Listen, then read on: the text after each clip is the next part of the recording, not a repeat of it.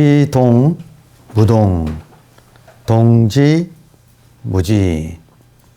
그치면서 움직이면 움직임이 없고, 움직이면서 그치면 그침이 없다. 그러니까 이 말을 그냥 이렇게 해석만 하면 무슨 말인지 알아듣기가 좀 어렵지요. 예. 근데 알고 보면 참 쉬운 말인데, 이렇게 좀 사전에 가닥이 딱 안 서면 이게 무슨 말인가 좀 어려운데, 지동, 움직였다가, 멈췄다가 움직이면, 이거는 현상이고, 본질에서는 움직인 바가 없다. 또, 움직이다가, 현상에서는 움직이다가 그쳐도 본질에서는 그친 바가 없다. 네, 아주 명료한 이야기인데, 현상은 생멸하지만 본질은 생멸하는 바가 없다. 지금 그 말이거든요. 확인해 볼까요? 지금 이게 자종이 소리가 좋아서 이제 쓰기 시작하네요. 자종이 있는데 치면 소리가 나겠지요. 지금은 소리가 그쳐 있지요. 그쳐 있다가 치면 소리가 움직일 거예요. 근데 그쳐 있을 때나 소리가 날 때나 지금 우리가 들어앉아 있는 자기의 이 의식이라고 하는 이 공간, 모든 사람이 지금 이렇게 깨어 있고 살아있는 이 의식, 이 의식이 몸속에만 있는 게 아니고 지금 아무튼 시야 전체가 아침에 눈 떴을 때 눈뜨기 아침에 의식이 돌아오기 전에는 아무것도 없다가 의식이 돌아오면서 시간, 공간 그리고 삼라만상이 생기죠. 그러니까 지금도 똑같아요. 잠잘 때도 의식은 있었어요. 의식이 있었으니까 잠 잘 잤지. 예. 의식은 생명이니까. 생명이 없었으면 잠들었을 때는 생명이 없다고 할 수는 없지요. 예, 오히려 생명이 더 온전했지요. 의식이 순수 의식으로 온전하게 있다가 이제 아침에 깨면서 6개의 인간한테 있는 감각기관을 안, 이, 비, 설, 신, 의를 이제 열면서 작동하니까 이제 모든 것이 나타나지요. 그러니까 멈췄다가 움직여도 근데 순수의식 자체한테는 움직인 바가 없다. 어젯밤에 밤하늘에 별이 많았죠. 아침에 되니까 밤하늘에 별이 사라졌죠.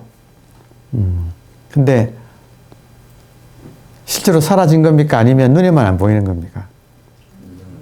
눈에만 안 보이죠. 항상 있듯이 순수의식, 본질의식 자체는 항상 있어요. 근데 우리가 밤에 잠들듯이 태양빛이 이렇게 비치면 태양빛에 가려서 지금 밤하늘의 별이 안 보이는 것 같이 느껴질 뿐이죠. 그러니까 지금 이 순간에도 요점은 그거예요. 요점은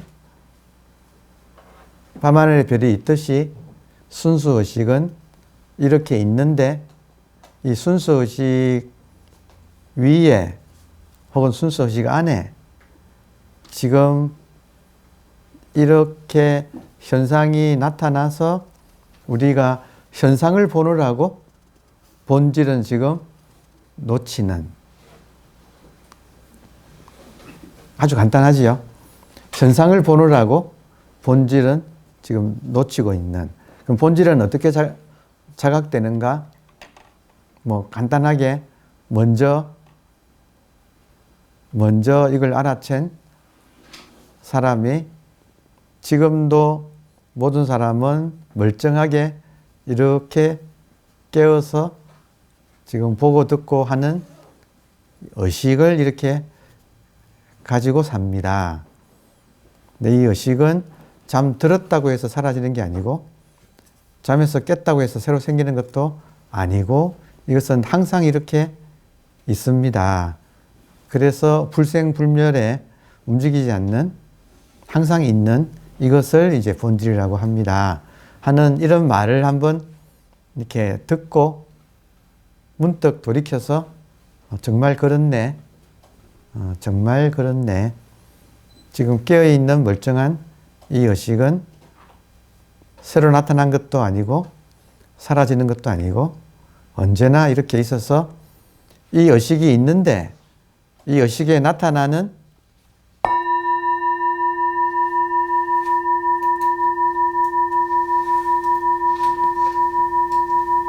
소리와 모양을 듣느라고 그쪽으로 우리가 한눈 파느라고 지금 이것이 소리가 울려 퍼지는 공간으로서 존재하는, 그러니까 의식, 생명, 존재, 또 다른 말로 자기, 이렇게 멀쩡하게 있는 자기. 그러니까 이거를 지금 우리가 놓치고 살다가 한번 이런 계기에 문득 한번 그렇네. 의식이 이렇게 있네. 의식이 있어요? 그래서 예쁜들이 특히 한국에서 이런 말 많이 했네.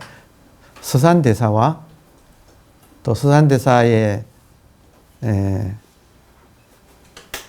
제자, 서산대사하고 무학대사의 제자네요. 저기 강화도 가면 함어 동천이라고 하는 계곡이 있어요. 그 계곡에서 수행했던 분이, 살았던 분이 함어 덕통선사인데 무학대사의 제자예요. 조선 건국한. 그러니까 함어 덕통 스님이 쓴 유명한 책이 금강경 오가해 서문인데 그 글이 그렇게 시작돼요. 여기 한 물건이 있다. 여기 한 물건이 있다. 서산대사의 성가기감도 여기 한 물건이 있다. 있다. 일물 한 물건이 어차 여기에 일물 어차 하니 이렇게 시작하거든요. 그러면 이분들이 한 물건이 있다. 그 한 물건이 있는 것을 가르쳐 드리려고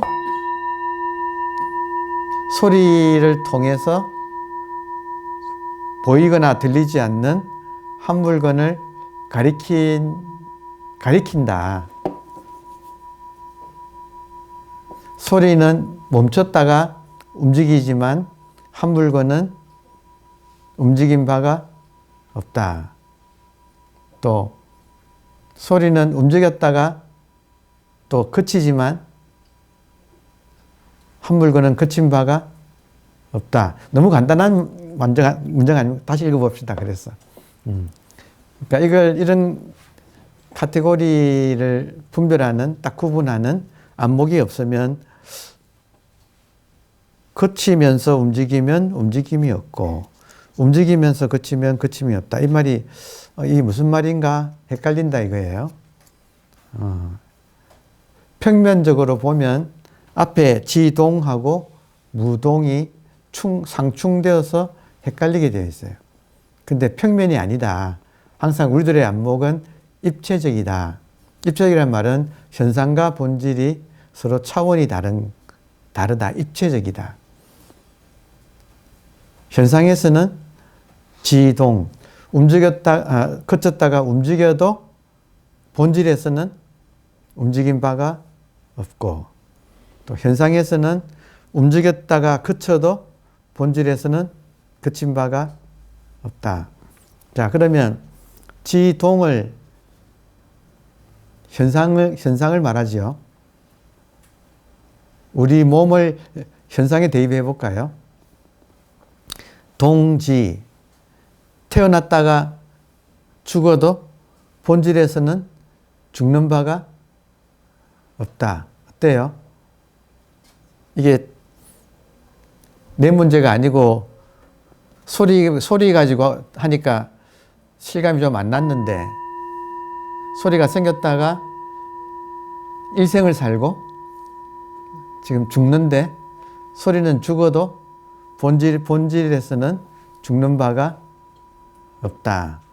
우리의 몸이 생겼다가 죽어도 본질에서는 생겼다가 죽었다가 하는 그런 바가 없다. 이래 되면 나의 무게중심이 나는 누구인가에서 몸이 나일 때는 생겼다가 죽는 것이 정말 큰일인데, 본질이 나일 때는 생겼다가 죽어도 본질에서는 처음부터 생긴 바가 없고, 따라서 죽을 수가 없네. 죽을 수가 없네. 이러니까 부처님이 나는 불사를 얻었다고 선언을 이렇게 하셨죠. 깨닫고 제일 처음 한 말이래요. 부처님이 깨닫고 제일 처음 한 말이 나는 불사를 얻었다. 예, 하여튼 그 대율장이라고, 마하박가라고, 그 부처님의 말씀을 기록해 놓은 기록물이 여러 개가 있는데 그 중에 가장 오래된 거라고 지금 여겨지는 거예요. 그러니까 대율장이라고 하는 그 책의 첫 페이지에 부처님께서 새벽별을 보시고 깨달으신 후에 이렇게 선언하셨다 하고, 나는 불사를 얻었다. 그러니까 그렇게 나오거든요. 그러니까 결국 부처님의 깨달음도 본질을 깨닫고, 본질로서의 나는 생사가 없다는 것을 깨달았다는 것이 되죠. 자, 지동무동, 멈췄다 움직여도 본질에서는 무동, 움직인 바가 없고, 동지무지, 움직였다가 멈춰도 본질에서는 움직인 바가 없다. 그러면 한번 의식의 입장에서는, 의식의 입장을 우리가 좀 실감나게 느끼기 위해서 한번 비유할 때, 현상과 본질을 비유할 때, 본질은 거울로 비유하고, 그리고 현상은 거울에 비친 영상으로 비유하거든요.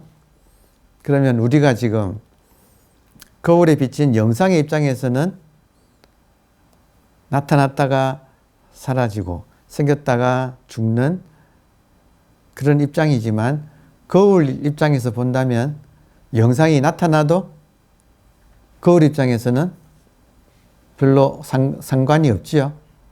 그 영상 하나가 사라져도 거울 입장에서는 상관이 없지요. 맞나요? 그러니까 하여튼 지금 계속 중요한 것이 우리가 본질을 모르고 살았다. 그래서 이런 공부를 통해서 부처님이야 역대조사나 하여튼 모든 동서의 성인들께서 깨달은 것은 본질을 깨달았기 때문에 그분들의 가르침을 힘입어서 우리들도 한번 본질을 깨닫는다. 그럼 본질은 여기 한 물건이 있다 이거예요. 여기 본질이 있다. 지금 여러분하고 제가 있는 지금 여기에 본질이 있다. 어떻게 있는가? 우리 각자가 멀쩡하게, 그러니까 이걸 먼저 깨달은 분이 가장 쉽게 표현한 것 중에 하나가 이 몸을 움직이는 것이라고 했어요. 몸을 움직이는 것. 이거를 이제 송장 끌고 다니는 것. 몸은 물질이니까 송장이라고 불렀어요. 이 몸을 지금 움직이는 것.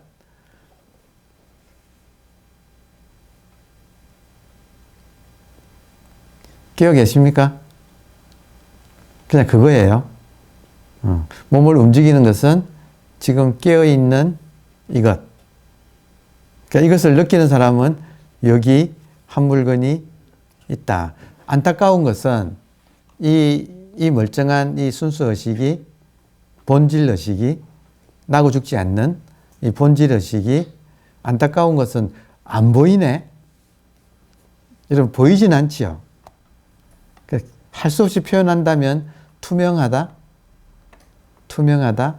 그리고 형상이 있나요? 어떤 모양이 있나요? 모양 없잖아요. 그러니까 무한하다. 모양이 없기 때문에 무한하다. 뭐 할 수 없이 표현한다면 그렇다 이거예요. 그 입장이 또 다른 말로 표현한다면 거울 속의 영상처럼 공간 속에 지금 몸뚱이라고 할 수 있어요. 공간 속의 사물. 사물은 현상이고 공간은 본질이고. 그러니까 의식이 텅 비어서 투명하기 때문에 공간이라고, 그러니까 뭐 비유한다면 공간이지만 실제로는 그냥 아무것도 없는 절대 무로서의 공간은 존재하지가 않아요. 의식이 깨어났으니까 이 공간이 펼쳐지고 있는 거예요. 그러니까 공간 자체가 의식이에요. 잠들었을 때는 공간 없었지요. 의식이 작동을 하니까 의식이 펼쳐진 게 공간이다. 이 말이에요. 그러면 공간 입장에서 사물을 한번 보면 어떤 느낌이 드느냐 한번 실감해 보십시다. 공간 입장에서 사물을 보면 어떤 입장이냐면 지금 제 몸뚱이가 공간을 점유하고 있지요. 맞아요? 네. 근데 공간 입장에서는 나는 지금 몸뚱이 입장에서는 내가 공간을 점유했다고 그러지만 조금 움직여 보면 방금 제가 점유한 이 공간을 제가 점유했어요. 그러니까 지금 움직이면 이 공간은 무슨 이 몸뚱이에 영향을 받습니까? 안 받습니까? 어때요? 안 받죠.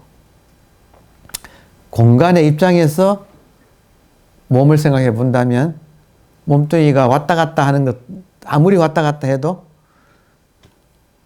플러스 몸뚱이가 XR, X광을 해도 공간 입장에서는 조금 더 영향이 없다. 그게 우리의 본질인 의식의 입장이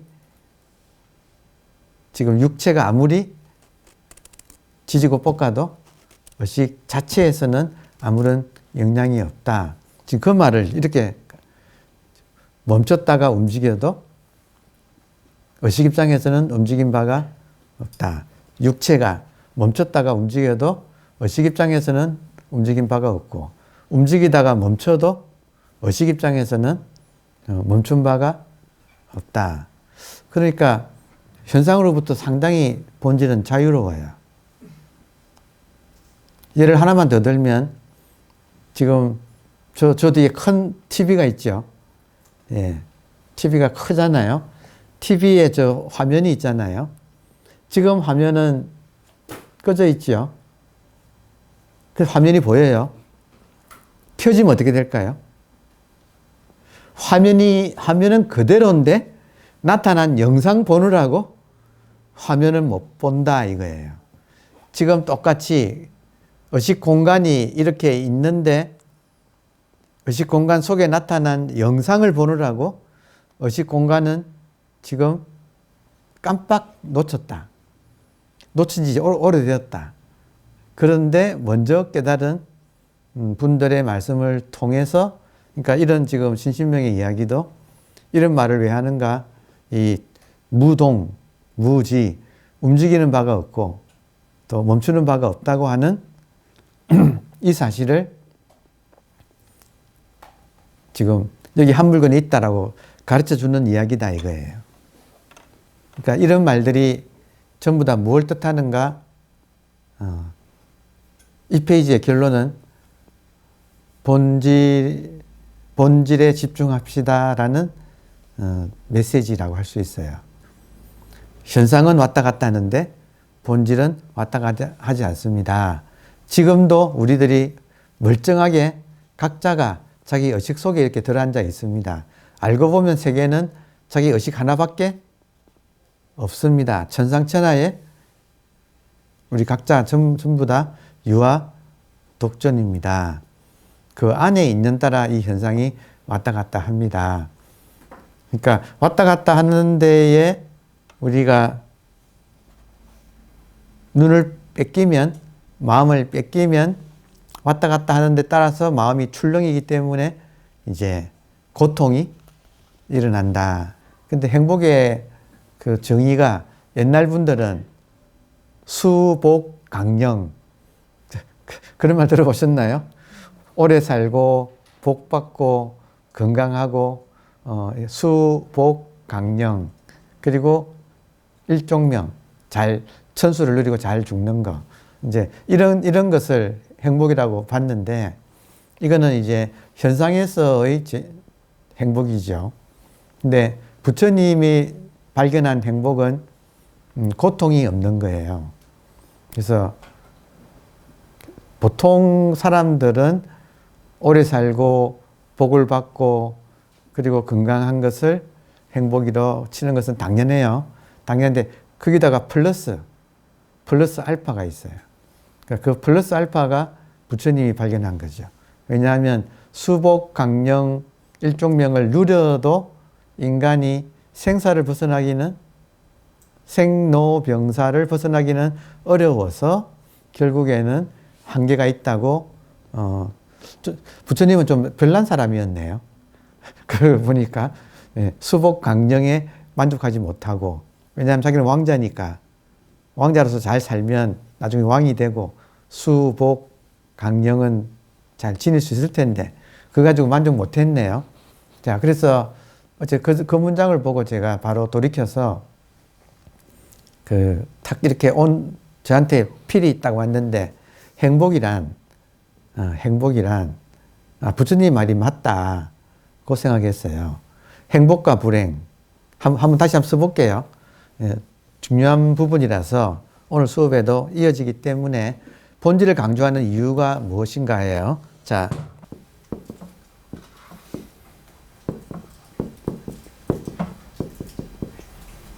부처님은 불행에 주목을 했지요. 부처님은 불행을 고라고 하고 예수님은 죄라고 불렀어요. 원죄, 부처님은 또 고. 이 내용을 인도말로 부처님이 두카라 했는데 두카는 어긋남. 어긋남은 불만족을 일으켜서 무엇을 해도 불만족스러운 마음. 그게 인생의 고통이라고 부처님은 그렇게 잘 본 것 같아요. 근데 어긋남이란 말이 핵심인 것 같아요. 어긋남. 두카라는 말 자체가 인도말로 어긋남이란 뜻이에요. 이게 고통이다 이거예요. 무엇과 어긋났냐 이거예요. 그러니까 행복은 어긋남이 아니고 개합, 하나가 되는 거. 하나가 되면 행복이고 어긋나면 불행이다 이거예요. 그러면 무엇하고 개합하고 무엇하고 어긋나느냐 할 때 그 대상은 인간의 입장에서는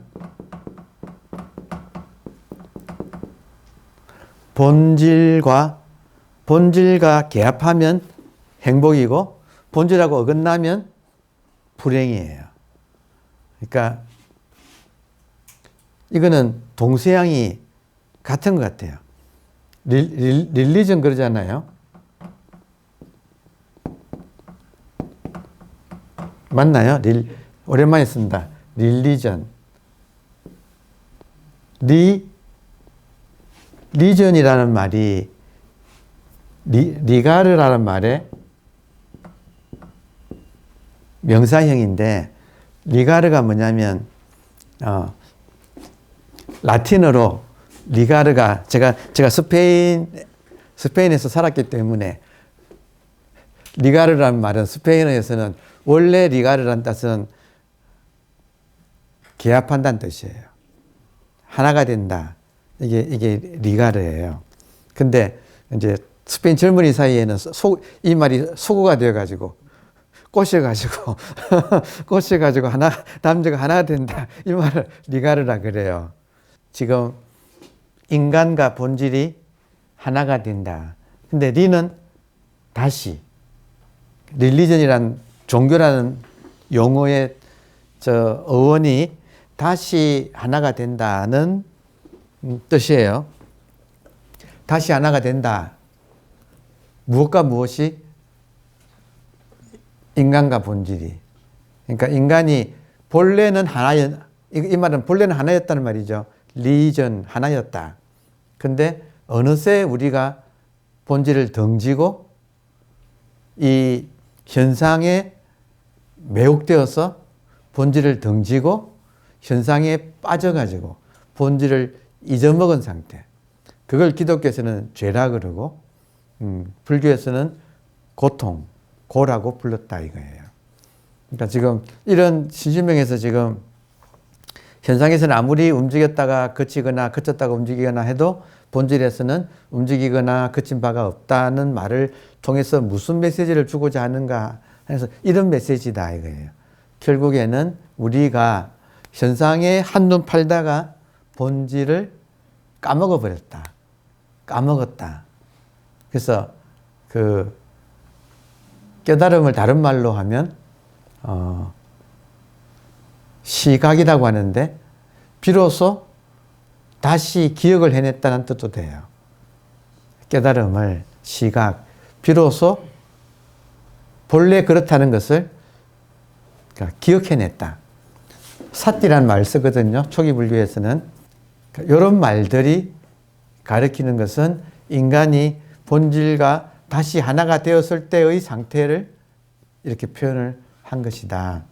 그러니까 그 릴리전이란 말이 보니까 라틴어니까 로마 시대에 서양에서 종교라고 하는 관념을 확립하면서 이름을 지을 때 다시 하나가 되기.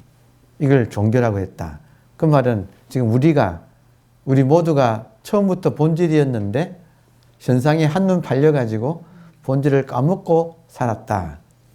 그래서 다시 내가 본질하고 하나였다고 하는 사실을 이렇게 돌이키는 것이 깨달음이고 종교고 릴리전이고 이제 그런 메시지를 담고 있다. 지금 그 말이에요.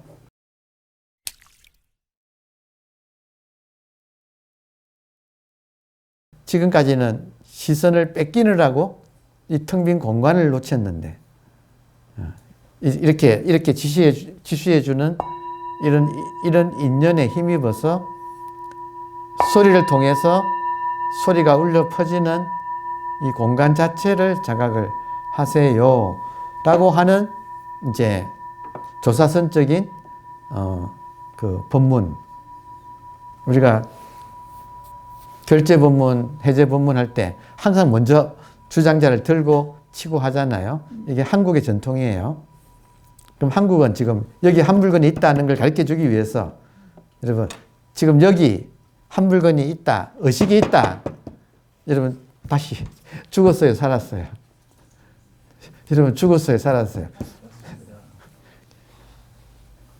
그러니까 공부하는 사람은 소리가 들리면 소리와 동시에 그 소리가 울려 퍼지는 자기 의식 공간을 돌아보고 확인하고 모양이 복사꽃이 피면 복사꽃을 통해서 복사꽃이 피어난 자기 이 공간을 자각하고 그러니까 항상 소리든 꽃이든 설법하고 있다.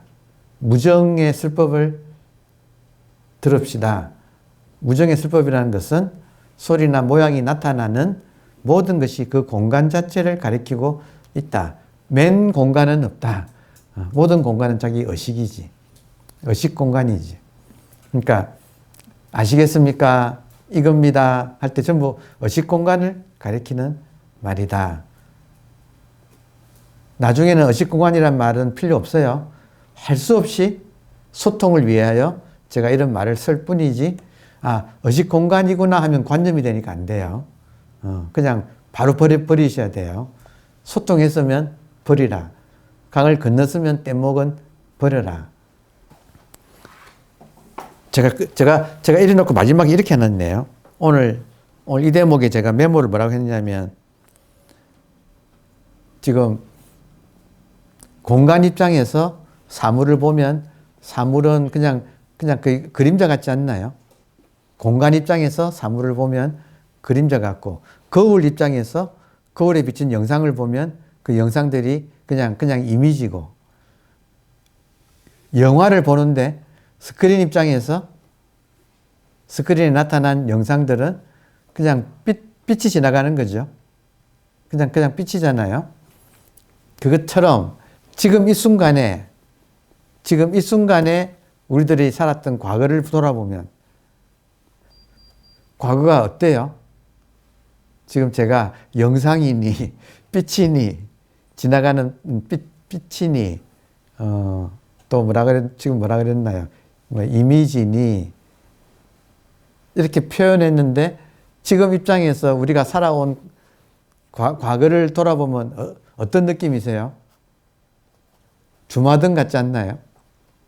주마등이란 말 무슨 말이에요?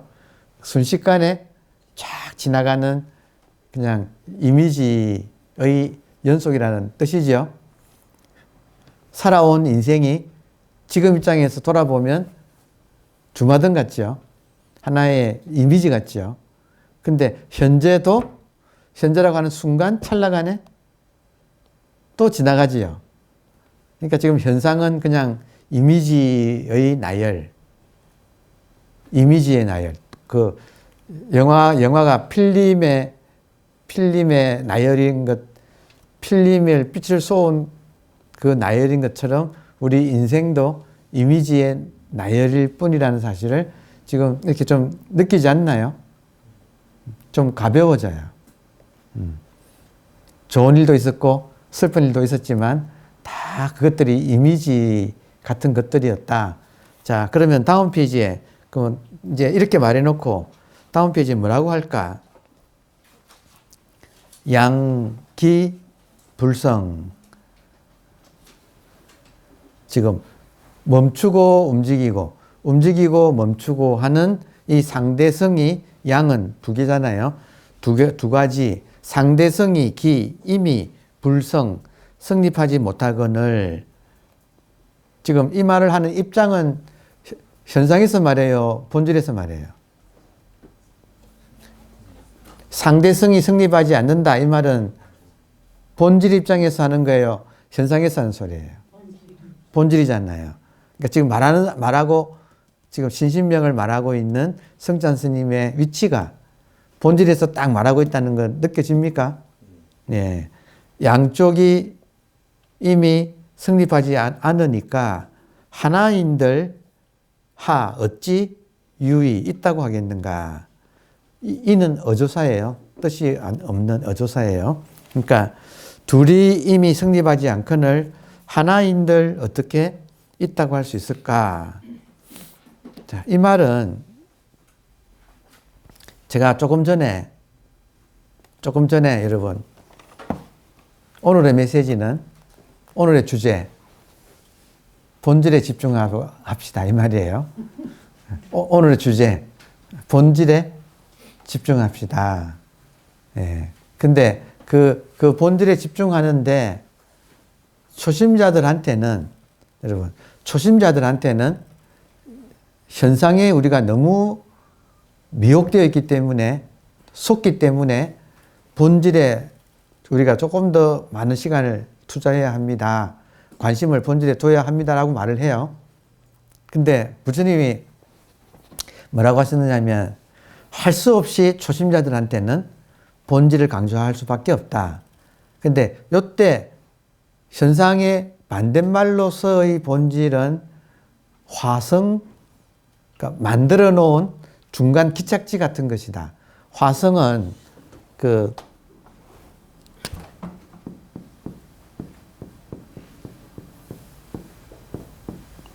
만들어 놓은 성이란 뜻이에요. 그러니까 이게 이제 대승불교 경전에 화성의 비유가 많이 나와요. 그게 뭐냐면 사람들한테 현상은 멀리하고 본질에 집중하세요. 그러면 본질을 만들어서 이때 본질은 만드는 성인데, 그리고 이제 화성을 이제 중간 기착지라고 불러요. 왜냐하면 최종 종착 점이 너무 멀어서 사람들이 아예 포기하니까 중간에 가까이 보이는 듯한 성을 하나 만들어 놓고 저기까지만 가면 된다고 꼬시기 위해서 말을 한다. 부처님이 그런 표현을 하셨어요. 그러니까 본질이라는 말이 최종적인 진짜 본질이 되려면 지금 방금 요 표현이 둘이 성립하지 않거늘 하나인들 어찌 있을 것인가 그랬잖아요. 상대가 현상이 성립하지 않으니까 본질인들 어떻게 성립하겠느냐는 뜻이에요. 그러니까 이 말은 뭐냐면 앞에서 가이드가 말할 때는 본질을 말하지만 듣는 사람은 현상의 반대로서의 본질이라고 자기도 모르게 설정을 하고 본질에 또 집착을 하게 된다는 뜻이에요. 그래서 특히 이제 화성이란 비유를 많이 쓰는 것이 대성불교 경전들인데 왜 이런 말을 쓰느냐? 현상이 싫어서 본질에 집착하는, 본질을 강조하니까 또 본질에 또 집착해가지고 본질주의자가 많이 나와요. 그러면 이 현상을 또 부정하는, 부처님의 뜻은 진짜 본질은, 여러분, 진짜 본질은 현상의 반대말로서의 본질이 아니고, 진짜 본질은 중요해요. 본질하고 현상이 하나 된 것이 진짜 본질이에요. 현상의 반대로서의 본질은 두 쪽하기잖아요. 상대잖아요. 그러니까 상대적인 본질, 사람들에게 현상에서 벗어나세요 하니까 자기도 모르게 본질에 집착을 하더라. 근데 그 집착하는 본질은 상대의 반대말로서의 본질이라서 이 본질은 진짜 본질이 아니고 상대 성 속에서의 본질이라고 하는 하나의 관념이라는 거예요. 그러니까 지금 방금 이 대목은 굉장히 좀 깊은 대목이에요. 그러니까 지금 앞에서 본질을 이야기하니까 사람들이 본질에 또 집착하니까 본질조차도 집착하면 안 된다. 현상에서도 나와야 되지만 본질에서도 나와야 된다. 이 말을 어떻게 표현하냐면, 여러분, 이게 우리가 공부하게 되면 하나의 부닥치는 하나의 어떤 분수령 같은 관문이에요, 관문. 근데 이 관문을 매끄럽게 넘어서도록 하는 문장을 제가 최근에 봤어요. 그래서 그 문장을 지금 기쁘게 소개를 할게요. 자, 어떤 문장이냐면 마음 공부는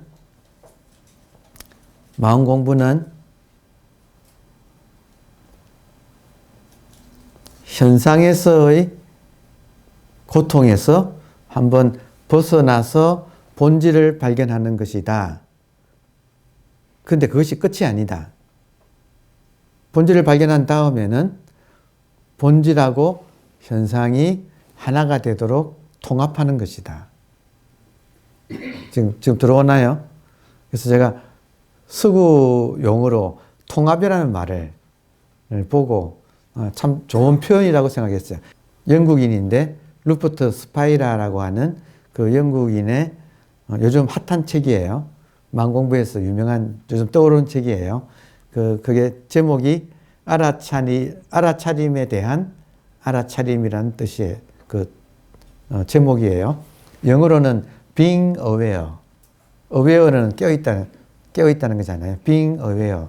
깨어있음에 대한 being aware of being aware. 깨어있음을 다시 깨어있기. 깨어있음에 깨어있기. 우리식으로 번역하면 의식을 의식하기. 의식을 의식하기. 들어옵니까? 예. 제가 이것을 진화두라고 불렀잖아요. 의식이 화두니까 의식을 의식하는 것이 진화두, 진짜 화두. 그리고 임시화두, 그 전에 아직 이것이 의식이구나 하는 것을 확인 못한 사람은 가화두, 임시화두. 임시화두는 의식이 무엇인가. 지금 둘 다 본질에 집중하는 거예요. 초심자는 의식이 무엇인가에 집중하고, 의식을 확인한 사람은 의식을 의식하는 데 집중하고. 들어오나요? 이거를 지금 본질에 한다. 이게 오늘의 주제인데, 그리고 루퍼트 스파이라는 알아차림에 대한 알아차림을 이 사람은 자기가 뭐라고 이름 붙였느냐면 다이렉트 패스. 패스는 길이잖아요. 다이렉트, 직접적인 길이라고 자기가 이렇게 자기가 하는 이야기를 그렇게 표현했어. 근데 직접적인 길은 한자에서는 경절문이라고 이렇게 이미 1000년도 전에 경은 지름길 경, 절은 질러 들어가는 자를 절, 지름길로 질러 들어가는 문. 한자에서는 문이라고 하고 이 지금 21세기 영국인은 패스, 길이라고 이렇게 했어요. 그러니까 직접적인 길, 이걸 경절문이라고 했어. 경절문이란 거는 결국에는 본질에 집중한다는 뜻이에요. 처음부터 본질로 들어간다. 경절문, 다이렉트 패스. 그것은 깨어있는 의식, 이게 본질이니까 깨어있는 의식에 집중하는 거. 그래서 직접적으로 질러서 본질에 들어가는데 루퍼트 스파이라가 표현하기를 이렇게 했어요. 일반인들은 분별의식에서 산다. 분별의식. 들어오나요? 좋다, 나쁘다 하는 일반인들은 분별의식에서 산다. 근데 공부를 하게 되면 순수의식을 발견한다. 근데 순수의식을 발견했다고 해서 끝이 아니고 우리들은 설거지를 해야 된다. 설거지가 뭐냐면 순수의식과 분별의식을 통합하는 일이다. 그러니까 깨달았다고 순수의식의 어떤 산속에 들어가서 산꼭대기에서 혼자서 고고한 척 사는 것이 아니라 그 깨달음을 가지고 다시 이 자기 집안 온갖 문제가 뒹구는 또 시장통 여기에 돌아와서 순수의식과 분별의식을 통합하는 그거를 이제 중도 우리 선에서는 중도 분리 둘이 아니다. 현상과 본질이 둘이 아니다. 또 그걸 반야신경에서는 색적시공 공적시색이라고 표현한 그래서 그거를 지금 책에서는 이미 둘이 성립하지 않거늘 하나인들 어떻게 존재할 것인가라고 지금 표현한 것이 둘에서 둘이 아니다라고 표현하니까 하나를 또 너희들이 너무너무 또 집착한다 하나에. 근데 거기도 집착하지 마라. 결국에는 둘과 하나라고 하는 이 또 상대성이 또 벌어진다.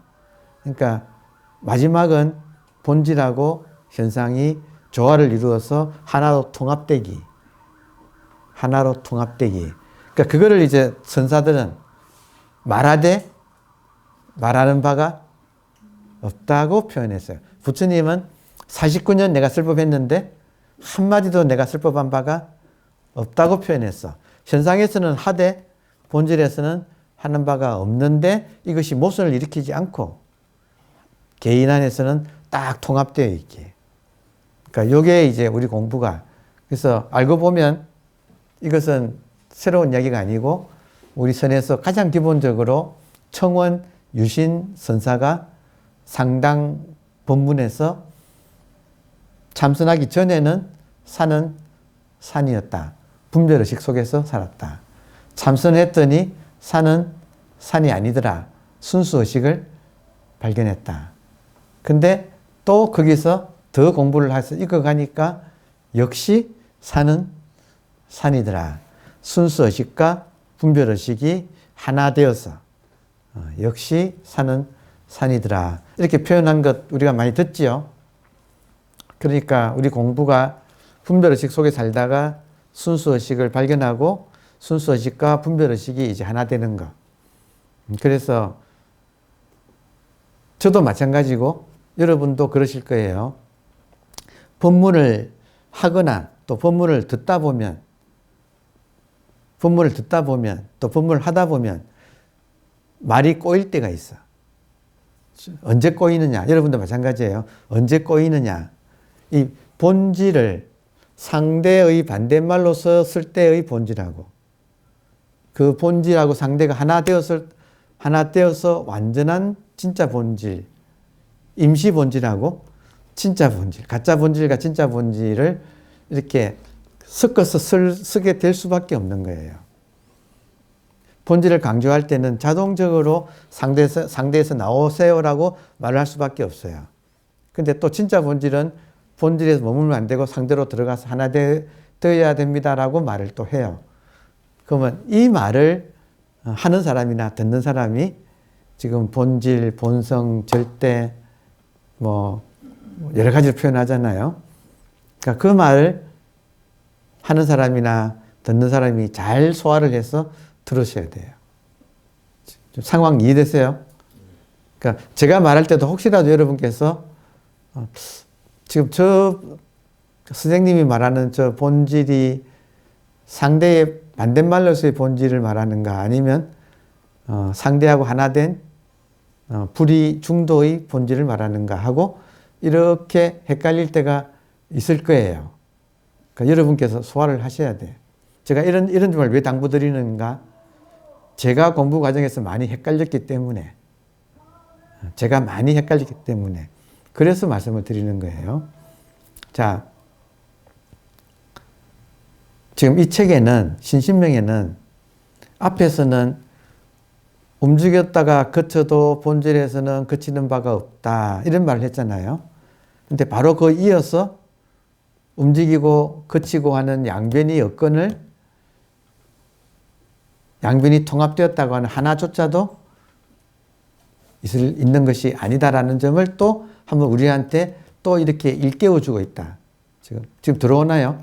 지금 순서가 현상에서의 반대로서의 본질에서 집착할까봐 다시 한번 본질을 깬다.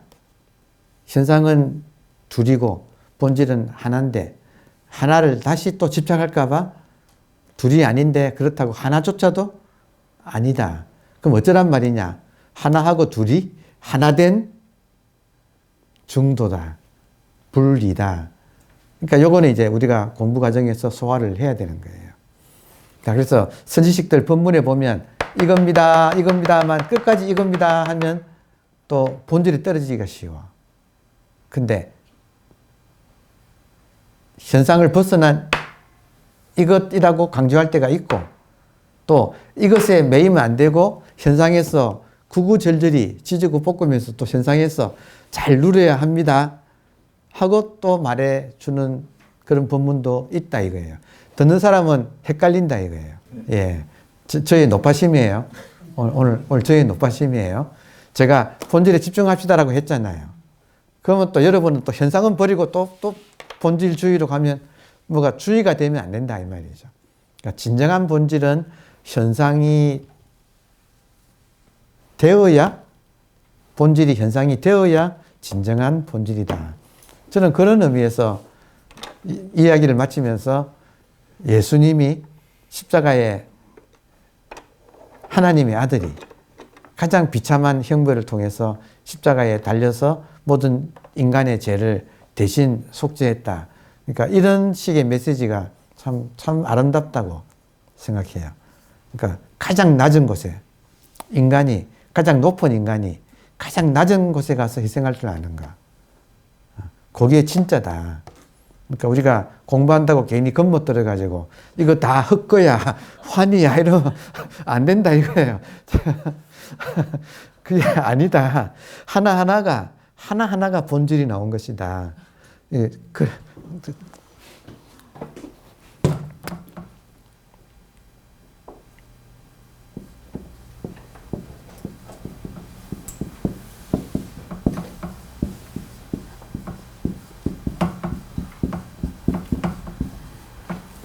그래서 최종적으로 이 중도를 표현하기를 perfect imperfection.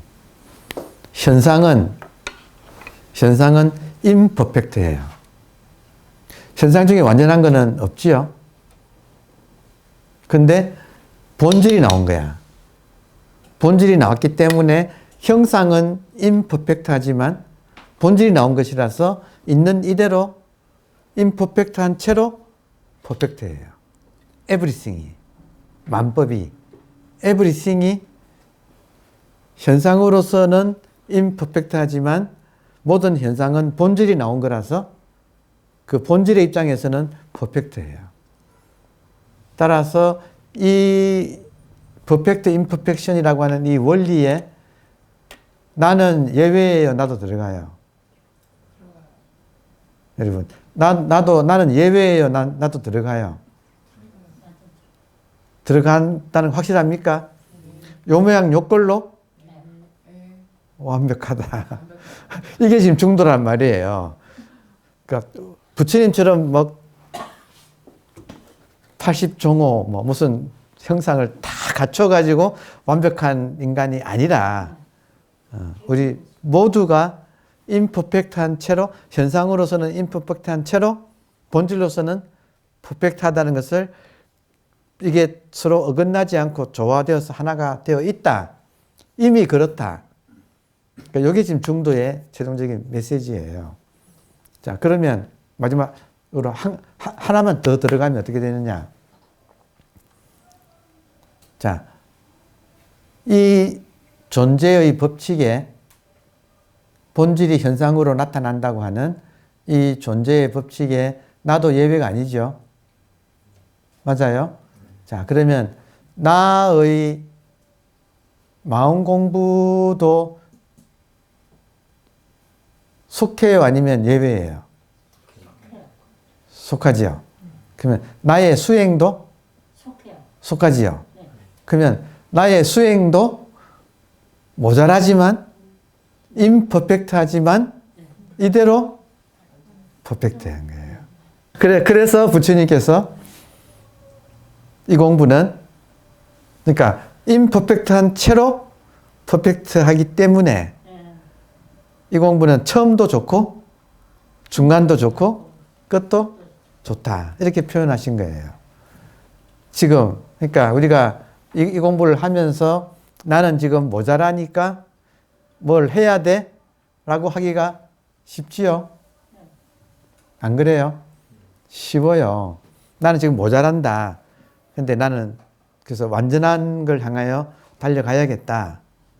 그리고 이거를 나는 훌륭한 수행자라고 스스로 생각을 해요. 근데 아니다 이거예요. 수행조차도 지금 있는 현상 이대로, 이 법칙에, 퍼펙트 임퍼펙션의 법칙에 나도 예외가 아니고 내가 하는 수행도 예외가 아니고 지금 있는 이대로 생각이 나네. 역시 이렇게 거꾸로 오니까 생각이 나네요. 무슨 말을 쓰려고 했냐면, 그래서 이제 이해되는 것은 뭐냐면 부처님은 행복을 니르바나라고 했어요. 니르바나라는 말을, 인도 말을 중국인들이 번역할 때 음역을 하면, 우리가 버스, 택시처럼 한국에 이 말이 없으니까 영어에 들어온 버스, 택시를 그대로 음역하면 버스, 택시가 되잖아요.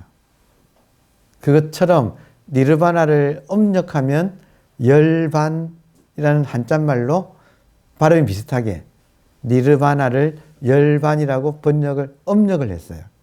근데 의역도 했어요. 의역. 니르바나의 의역은, 니르바나가, 부처님은 행복을 니르바나라고 했어요. 그리고 중국인들이 이걸 번역할 때 열반, 니르바나를 번역하면서 의역을 뭐라고 했냐면 지족이라고 했어요. 지족. 만족할 줄 안다. 그러면 현상에서는 모자라는데 이것이 본질이 나타난 것이라는 것을 우리가 이렇게 깨닫게 되면 모자란 요대로 내가 받아들이고 만족한다, 만족할 줄 안다. 그게 행복이다 하는 게 부처님의 가르침이 그냥 골수 같아요. 그러니까 결국에는 우리가 마음 공부해서 어쩌란 말이냐. 마음 공부해서 그 깨달아서 어쩌란 말이냐. 결론은 지족할 줄 아는 인간이 된다 이거예요. 그러니까 깨닫는다는 것은 본질과 현상이 통합되는 건데 본질과 현상이 통합된 인간은 겉으로는 모자라고 속으로는 만족하고. 그러니까 이것이 조화를 이루는 통합이 되는 그런 인간. 그래서 한 번만 더 씁시다. 멋진 말이니까. 가운데 네모를 그리고 참 멋진 말이잖아요. 다섯 오자를 쓰면 나오자가 되거든. 오. 또 네모 옆에다가 이걸 쓰면 유. 오, 유. 이렇게 되면 지. 알지자. 그리고 이렇게 되면 족자 되죠. 오, 유, 지, 족. 나는 오직 만족할 줄 안다. 오, 유, 지, 족. 요게 행복이고 이게 니르바나. 부처님이 말씀하시는 인간의 가장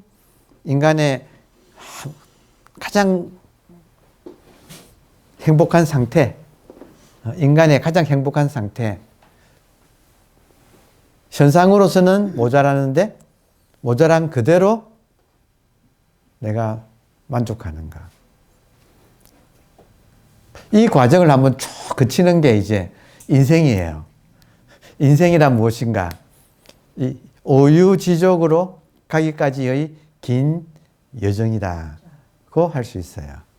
근데 그거를 지금 오늘은 요 두 페이지에서 두 페이지 지동, 무동, 동지, 무지 해놓고 그렇다고 해서 또 본질에 집중하지 말라고 해가지고 양기불성하니 일하유이 둘이 성립하지 않으니 그렇다고 어찌 하나가 있다고 하겠는가.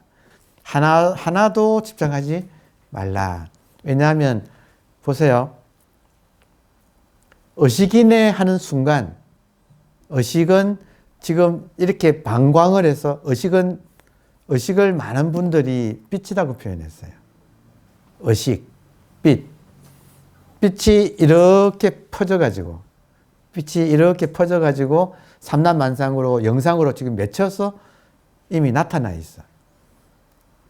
법신불이라고 하니까 벌써 화신불이 되어 있고 화신불이라고 보니까 화신불은 벌써 또 생멸하고 법신불로 돌아가 있고 나타난 것은 돌아가 있고 돌아간 것은 나타나고 찰나간에 찰나생 찰나멸하고 있어서 찰나멸한 것이라고 집착할 수도 없고 찰나생한 것이라고 집착할 수도 없고 이게 순식간에 동시에 생멸을 지금 같이 하고 있다.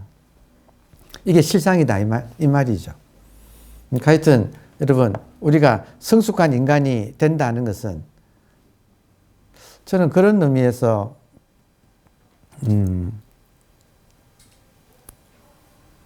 이 복잡하고 긴 마음공부 전 과정을 일반인들이 이 전체 과정을 하나하나 다 걸어가기는 너무 벅차다. 그렇다면 여러분 스마트폰 쓰시죠? 스마트폰 쓰는 사람이 그 안에 배선 구조니 그 디지털 원리니 반도체가 영가 이를 또 하는 원리니 뭐 이런 걸 다 알아서 스마트폰 쓰는 것은 아니죠.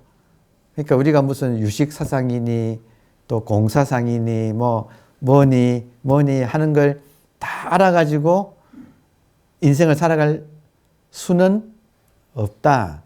팔만대장경을 다 우리가 읽고 마스터해가지고 살아갈 수는 없다. 그럼 어떻게 하는가? 그냥 쓰면 되잖아요. 그렇잖아요. 그냥 쓰면 되잖아요. 그냥 쓰는 것을 한마디로 딱 말한 게 사실은 지금 오유지족인데, 그거를 요즘 서양인들은 저거를 퍼펙트 임퍼펙션이란 말로 우리가 지금 공부하는 이거를 딱 요약해가지고 이렇게 했어요. 자, 제가 권유합니다. 권유. 여러분께 권선한다 그러죠. 좋은 것은 나누자고. 퍼펙트 임퍼펙션을 쳐보시면 혹은 챗 GPT한테 물어보시면 이 말은 선불교에서 쓰는 와비사비라는 말을 서양인들이 번역한 것입니다 라고 나와요.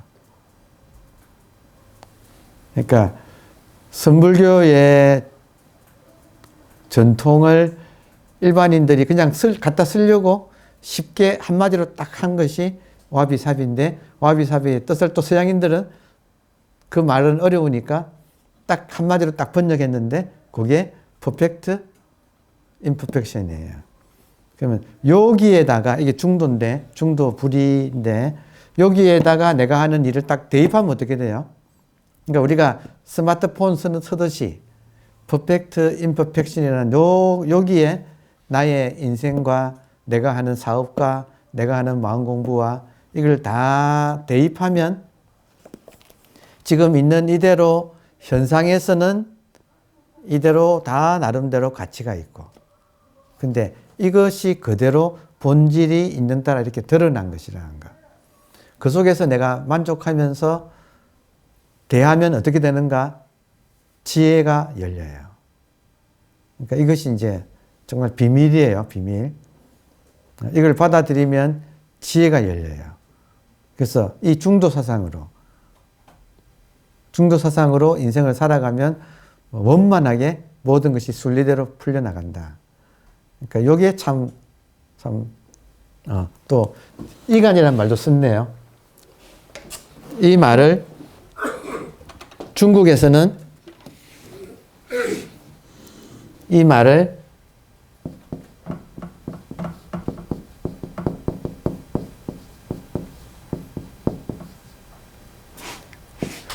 이간이란 말은 쉬울 이자에 간단할 간자예요. easy and simple. 지금 행복, 열반, 지금 이런 모든 이야기의 결론으로서 인생을 쉽고 간단하게 살아가기라고 정리한 것이 중국의 이 사상. 이걸 쉬울 이자라고 하는데 요 같은 글자를 변할 역자라고도 해요. 역경에 제가 주역 배울 때 참 통쾌했던 게 그 선생님이, 제가 옛날에 여러분 자리에 앉아가지고 그 선생님이 주역 강의하는 걸 들었거든요. 그때 선생님이 뭐라고 하느냐면, 주역을 우리가 왜 공부하는가? 지혜로워지자고 공부한다. 주역은 지혜의 책이다. 근데 지혜가 뭐냐? 변할 줄 아는 거라는 거예요. 역이라는 말이 변할 역자예요. 역이라는 말이 변한다는 건데, 역경을 영어로 번역하면 Book of Change예요. Book of Change. 변화의 책. 이게 역경이에요. 역이라는 말 자체가 변화라는 뜻이에요. 그럼 이걸 뭐냐면, 선생님이 웃으면서 지혜 있는 사람은 능변하고, 지혜 있는 사람은 능변, 스스로 변하고, 능은 스스로, 능력할 때 능자예요. 스스로 변하고, 지혜가 없는 어리석은 사람은 봉변한다. 변화를 봉변한다는 말 쓰지요. 봉은 만날 봉자고 변은 변화를 만나게 된다. 억지로 내가 스스로 변하느냐, 환경에 의해서 내가 억지로 변화당하느냐, 그러니까 내가 변화를 내가 능동적으로 하느냐, 수동적으로 변화를 당하느냐의 차이라는 거예요. 변화하지 않을 수는 없다, 인간이. 근데 이거를 스스로 변하느냐, 아니면 환경에 의해서 변화를 당하느냐의 차이라는 거예요. 그러니까 주역의 메시지는 내가 스스로 변하기. 그래서 항상 인간은 살다 보면 궁은 막힌 거잖아요. 막힘을 당하게 되어 있다. 인생은 살다 보면 막히게 되어 있다. 근데 막힐 때는 변화해라. 변화해라. 변화하면 통하게 된다. 막힌 것이 뚫린다. 그래서 궁적 변. 궁해지거든 변화해라. 그러면 변적 통. 변화하면 뚫린다. 통한다. 그러니까 지금 이런저런 사상이 본질은 변하지 않는데 본질에 집착하면 변하지 않는 고지식한 인간이 되어버려요. 마음 공부가 굉장히 딱딱하고 메마르고 어떤 원리주의처럼 이상하게, 그러니까 소수만이 하는 그들만의 리그. 이 마음 공부가 아주 메마르게 돼요. 지금 우리가 보지 않나요? 마음 공부 이름으로 메마른 사람들 주변에 꽤 있어요. 근데 그게 아니라 마음 공부를 제대로 하는 사람은 잘 변하는 사람이 된다. 항상 원칙이 없이 상황에 맞춰서 내가 딱딱 맞출 수 있는 사람. 능변할 줄 알아야 한다. 내가 인간은 이래야 해. 나는 이런 인간이야. 하고 고정해서 자기를 딱 정해놓지 말라. 항상 텅 빈 채로 상황에 내가 적중, 상황에 중은 관역의 중앙이라는 뜻이거든요. 관역의 중앙. 매 상황은 변해요. 근데 그 변하는 상황에 그 중앙 관역에 내가 딱 들어맞으려면 내 마음이 비어야 돼. 그러니까 결국에는 지금 행복은 개합인데, 본질과의 개합인데, 본질과의 개합은 적중, 상황에 들어맞는다. 이 말은 본질이 나타난 게 현상이라서, 본질이 나타난 게 현상이라서 현상에 내가 딱 들어맞는다. 그렇게 해서 내가 항상 능변할 줄 아는 사람, 봉변 당하지 말고 내가 항상 능변하는, 그게 이제 지혜. 그러니까 여기 지금 모든 마음 공부가 서로 하나로 다 통하는 그런 이제 공부가 되는 것 같습니다. 제가 지금 드린 말씀하고 바로 연결되는 말이 나옵니다. 부경, 구경, 궁극, 부존, 괴칙. 우리가 소위 말하는 진짜 본질은 텅 비어 있어서, 구경, 궁극은 마지막 이 경지라고 하는 것은 텅 비어 있어서 부존, 괴칙. 괴칙이라고 하는 법칙이라는 것이 존재하지 않는다. 부존, 존재하지 않는다. 그러니까 진정한 의미에서의 궁극 또 구경이라는 그 경지는 텅 비어 있어서 이것이다라는 것이 없다. 모든 것이 알고 보면 알아서 한 발 한 발 불완전한 채로 완전한다는 사실을 하고 있어. 나도 그렇고 세계도 그렇고 나의 수행도 그래. 그러니까 나의 수행이 지금 내가 안 되고 있다고 안달할 것이 아니다. 그건 모르는 소리다. 있는 이대로 모자란 채로 만족한다. 그러면 그 자리예요. 이 구경, 궁극은 부존괴칙. 그 밑에 보면 여기 지금 이 책을 해설하고 있는 번역하신 무비스님이 금강경을 인용해 놨어요. 거기 보세요. 금강경에서도 이제 다 읽어보면 구경의 자리, 더 이상 나아갈 데가 없는 최고의 자리는 고정된 법칙이 없습니다. 궁극의 자리는 이래야 한다, 절해야 한다는 입장이 있을 수 없습니다.